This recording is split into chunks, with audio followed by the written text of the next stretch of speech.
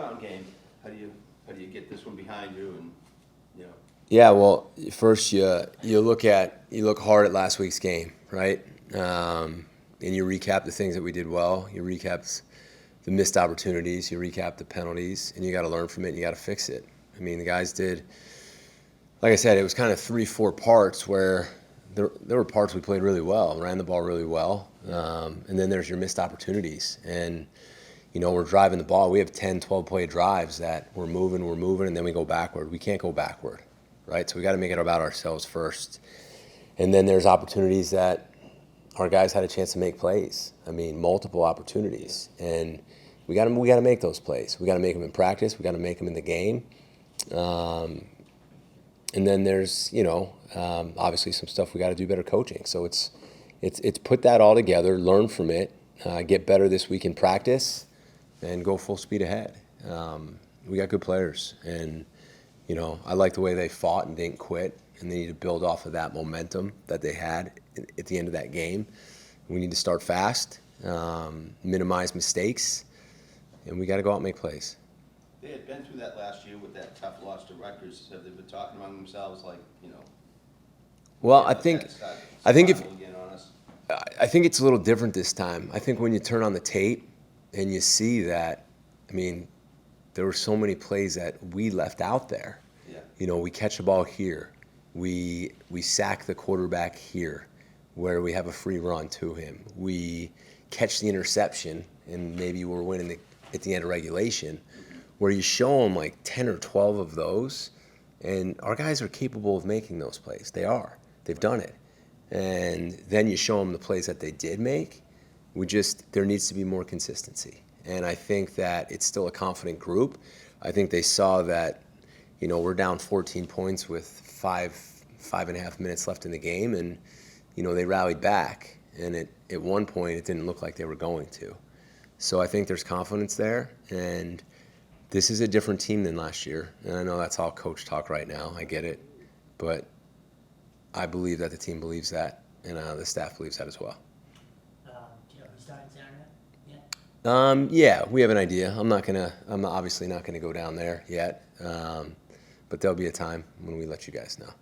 When you look back, do you regret, maybe not regret, but the decision to play both guys right away, would you have kind of changed that? And B, just what you see from both guys? No, I don't regret it at all. That's kind of the way, we went into the game. That's how we evaluated it. We thought they both deserved to play and wanted to see how they both would play. So no, we don't regret that at all. I thought, obviously Thomas played more, and, I thought he did some really good things with his legs. I thought he made some nice throws. He threw the one interception that I know he'd like to have back. But I think for the first time for him playing, I think he did some really good things. Emmett had 3 drives, had the one nice throw to Joe. I thought we had that one drive, we got it going, then some penalties knocked us back. But those are 2 good players. 10 penalties for 93 yards, I think it was. How do you correct that? What can you in practice? Yeah, you correct the false starts, right? Like, that's so disappointing. I mean, we preach it all the time. We talk about it in practice all the time. We stress it all the time. Constant. You can't have those self-inflicted false starts. 2 of those that really cost us. The personal fouls, right? They called Hergel on the one. And you watched the tape. You can give me your opinion on whether you thought that was a foul or not. And then the roughing was a bad one. Does Donovan shove the guy at the end? I mean, you kind of see that on tape. You can't do that. You got to control yourself, right? Those are the self-inflicted ones. The PI on 4th down. I mean, the guy's going up to make a play on the ball. I mean, you got to be smart. Here's how I see it. On defense, you can't foul on 3rd and 4th down, and you got to beat that into their head. You cannot foul on 3rd and 4th down. Are you going to get some PIs? It happens, right? And on offense, you can't go backward on any down. You got to keep moving forward. We got called on 2 holds, so we got to keep coaching it better, coach the technique better. But ultimately, those are self-inflicted. That between that coach and that player, they got to fix that. You talk about the pass rush, no sacks, just a few quarterback hurries. Well, He threw it 29 times, and yeah, he's Michael Vick. he was 14 at 29. So the ball was coming out very quick, and it wasn't coming out very accurate. I think their plan was to not let our pass rushers get there. But I think they were very disruptive in the throws with a very low completion percentage. He was up to over, I think, 67%, and he was 14 to 29 for about $150.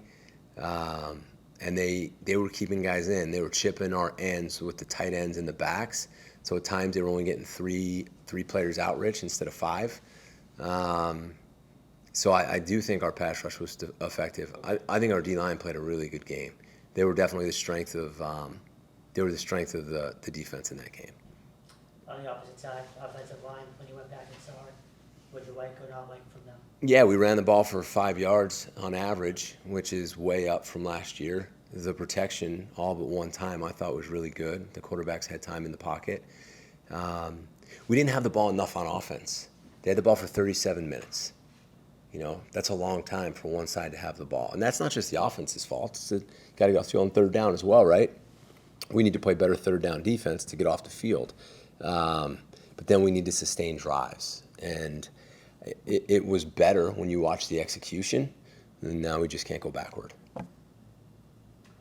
Holy Cross, having covered them, quarterback is one of the best in FCS. One of their linebackers might be the best linebacker in all of FCS. Just overall, what have you seen from them? Yeah, obviously really good team. Last year they had a heck of a run. I think they're very well coached. I think Coach Chesney does a great job. Obviously Coach Gannell's on the staff, a BC guy, great coach, phenomenal human being. Their defensive coordinator, Scott James, is a very close friend of mine. I don't think he gets enough credit for how well that defense has played. I think he's one of the best coordinators at that level, and I've known him for a long time. The quarterback's a special player, really talented. The way he can run and make people miss, his toughness, his grit, the way he can throw the ball on the run. Wide receiver number 80 stands out when you watch the tape. Goes up and gets the deep ball really well. Bigger guy, strong, good catch and run guy. You talk defensively, linebacker is a really solid player. I'm sure they're really thrilled to have him back. The one corner, number 4, I think he's a really good player. I think the other corner, I believe he's number 2. I think he's a really good player. He probably doesn't get enough credit. I don't know how many games he started, but I think their corners are really good players. They got some safeties that fly to the football. They got really good scheme. They have a veteran offensive line. I think 3 of the 5 are back.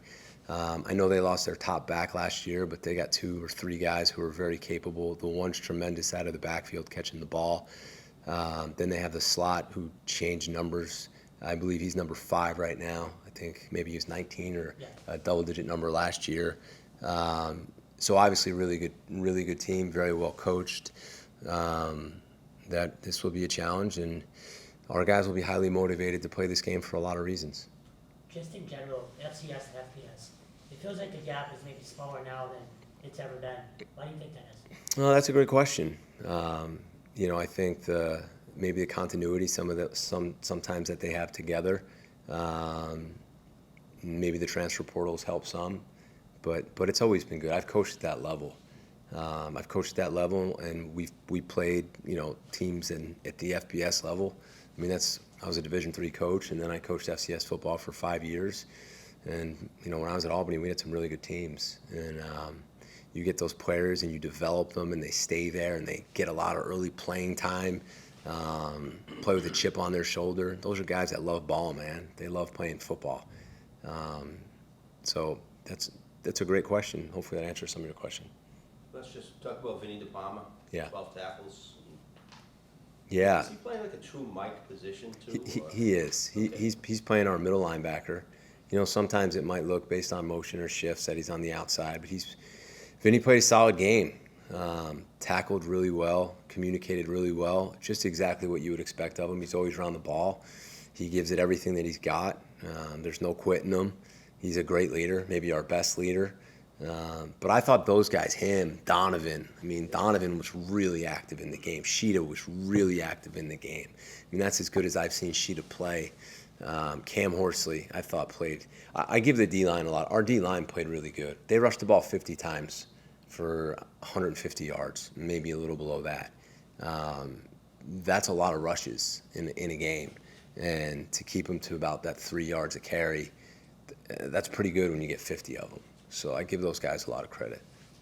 Just health-wise, how you guys looking? Yeah, really good question. We came out pretty healthy.